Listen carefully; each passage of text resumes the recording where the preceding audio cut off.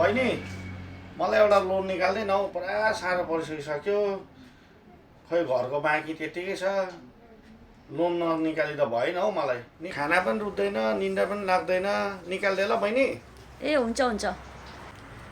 बुवा तपाईँको लोन त निस्किने रहेछ हो, 15 लाख देखाउँदैछ लोन चाहिँ। अनि 27 वर्षमा त त्यो लोन तिर्नुपर्ने छ। तपाईँको यस्तो हालत देख्दा त तपाईँ त 27 वर्षमा बाँचोस् लागेन है मलाई।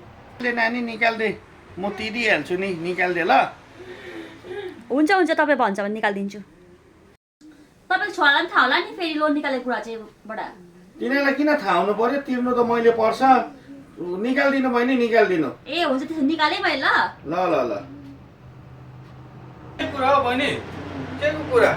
तपाईँको बाबाले लोन निकाल्छु भन्छ दाजु, के गर्नुपर्ने हो? होइन होइन होइन, ननिकालिदिनु। फेरि यहाँ बुढो यताउता भइहाल्यो नि। कसले तिर्छ त्यो लोन? होइन त्यो यताउता भयो भने त तिर्नु पर्दैन नि त लोन। लोन आफै क्यान्सल हुन्छ नि लोन त। छिटो निकाल्नुहोस् त, छिटो निकाल्नु न, छिटो निकाल्नु। बुढो यताउता भयो भने त तिर्नु त पर्दैन रहेछ, निकालिदिनुहोस्।